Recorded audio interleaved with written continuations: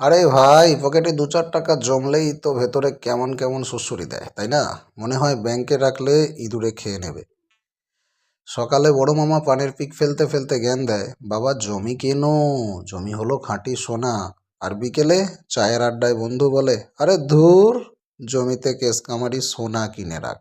বাস, তুমি বললে মাছ দরিয়ায় হাবুডুবু খেতে। আজকে এই জমি বনাম সোনার মহাযুদ্ধে আমি হব রেফারি, আর তুমি হবে চ্যাম্পিয়ন। ভিডিওটা মাঝে কেটে দিলে কিন্তু তোমারই লস, কারণ শেষে এমন একটা সিক্রেট টোটকা দেব যেটা পাড়ার ওই জ্ঞানী আঙ্কেলও জীবনে শোনেনি।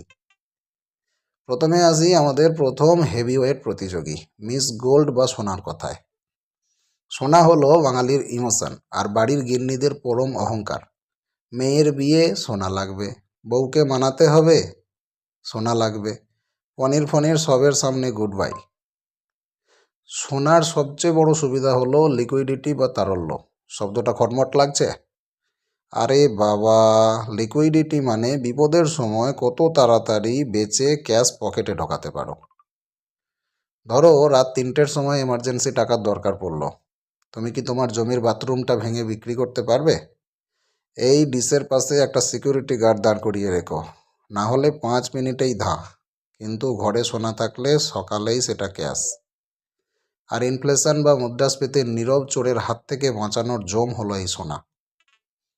কিন্তু দাঁড়াও, এখানেই বড় সড়ো বাঁশ আছে। ঘরে সোনা রাখা আর বুকে টাইম বোমা বেঁধে ঘুমানো একই ব্যাপার। ভাবছো ব্যাংকের লকারে রাখবে? সেখানেও তো পাহারা দেওয়ার জন্য তোমার পকেট থেকেই বছর বছর চার্জ কাটবে।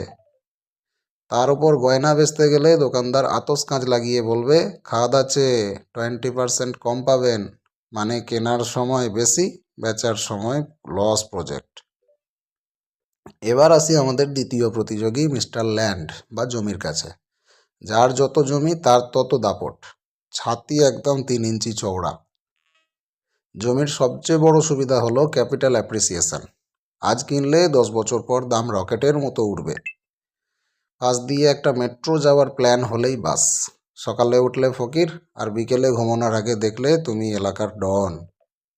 তাছাড়া তুমি বাড়িতে নাক ডেকে ঘুমোচ্ছ, আর মাস শেষে ভাড়াটিয়া এসে টাকা দিয়ে যাচ্ছে। একেই বলে হেভি প্যাসিভ ইনকাম। কিন্তু ভাই, জমির ব্যবসায় নামতে গেলে বাঘের মতো সাহস আর শিয়ালের মতো ধূর্ত হতে হবে। পকেটে মোটা টাকা চাই। 1-2 লাখ টাকায় জমি হয় না, ওটা দিয়ে বড় জোর আইফোন কিনে শো অফ করা যায়। আর ভেজাল, ওরে বাবা, জমি কিনলে পরে দেখলে এক জমির 5 মালিক। তারপর উকিল আর আদালতের চক্কর কাটতে কাটতে জুতোর তলা ক্ষয় হয়ে যাবে।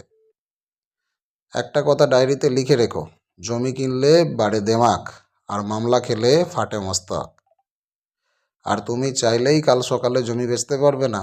কাস্টমার খোঁজো, দালালের কমিশন দাও, রেজিস্ট্রি করো, এক মহাযজ্ঞ। যুগ পাল্টেছে বুঝলে। এখনকার স্মার্ট ইনভেস্টররা আলমারিতে সোনা ফেলে রাখে না, তারা কেনে ডিজিটাল গোল্ড বা গোল্ড বন্ড। চুরির ভয় নেই, মেকিং চার্জ নেই, উল্টে তুমি সুদও পাবে। হ্যাঁ, সোনা তোমাকে ভাড়া দিচ্ছে, ভাবো একবার।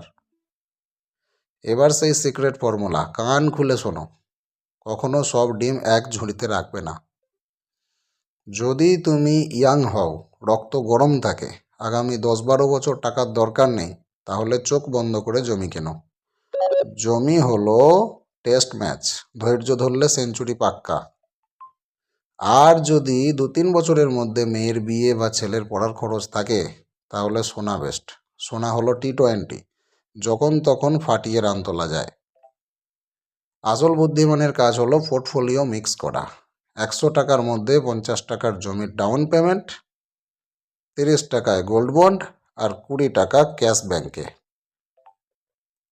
ফালতু গ্যাজেট আর আইফোন কিনে পকেটের টাকা ওড়ানো বন্ধ করো। পকেট খালি থাকলে নিজের ছায়াও তোমার সাথে থাকবে না।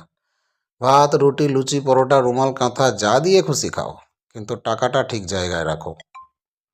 যদি মাথার জট একটুও খুলে থাকে, তাহলে এই চ্যানেলে একটা লজিক্যাল সাবস্ক্রাইব ঠুকিয়ে দাও, না হলে শর্মা আঙ্কেলের পাল্লায় পড়ে সব টাকা যাবে জলে।